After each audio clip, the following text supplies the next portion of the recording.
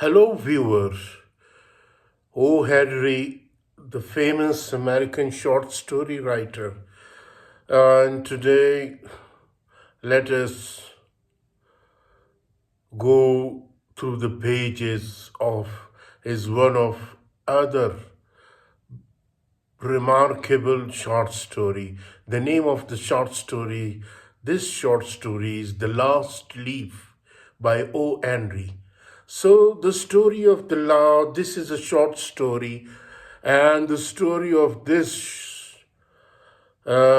begins like Sue and John C. are two young female artists who share a studio apartment in the Greenwich Village neighborhood of New York City. A pneumonia outbreak is spreading across the city, and Johnsy is one of its victims. Concerned about her condition, her doctor and Sue convene in the hallway outside the apartment to discuss it privately. The doctor gives Johnsy a 1 in 10 chance of survival. Those odds, he says, are only if Johnsy has the will to live, which he believes she does not. He asks if anything weighed on Johnsy's mind, and Sue tells him that Johnsy wants one day to paint the Bay of Naples. The doctor ridicules the idea. He suggests that her reason for living should be something more serious and important than art, like romantic relationship with the man. Sue tells him that there is nothing of the kind to report. After the doctor leaves, Sue cries hard into a napkin. Alone, she composes herself before entering the room where Johnsy rests. She carries her drawing board and whistles a happy tune. Johnsy faces the window, motionless. Believing Johnsy to be asleep, she works on illustrating a story for a magazine. Like many young artists, she must work commercially to earn money. When Johnsy mutters something, Sue rushes to her side to find that Johnsy is counting backward from 12. Sue looks out the window to see what her friend could be counting. All she sees is an old, nearly bare ivy vine clinging to the crumbling brick wall of the adjacent building.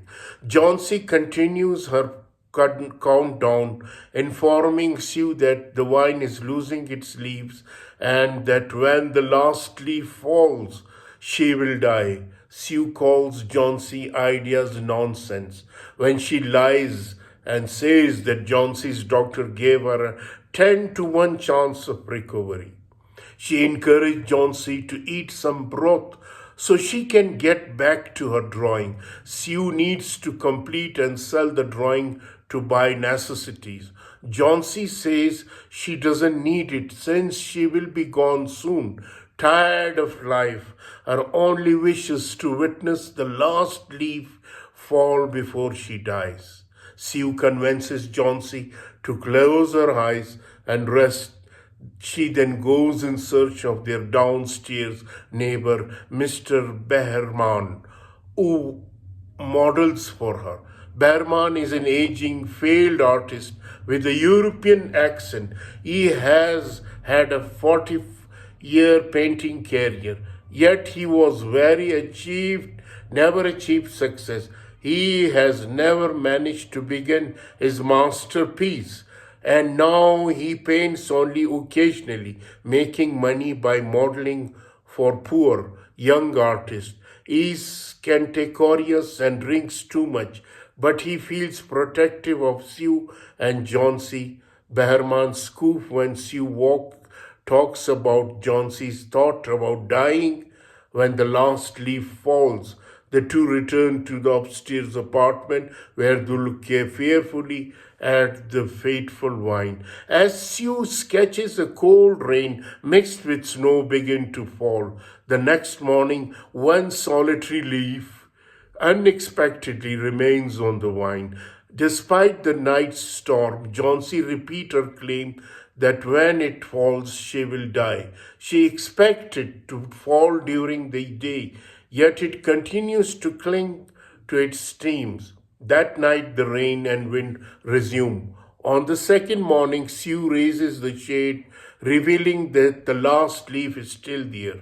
After staring it for a long time, Johnsy begins to perk up. She tells Sue that she has been bad and that the leaf has served to show her the wickedness of wishing for death.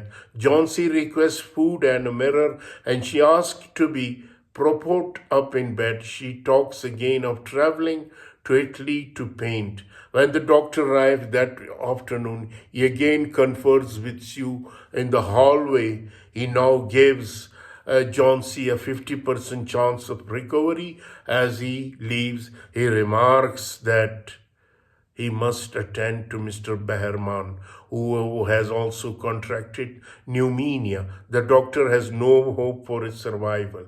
The next day, the doctor tells Sue that Johnsy is no longer in danger and that she will recover. Sue informs Johnsy that Mr. Behrman has died.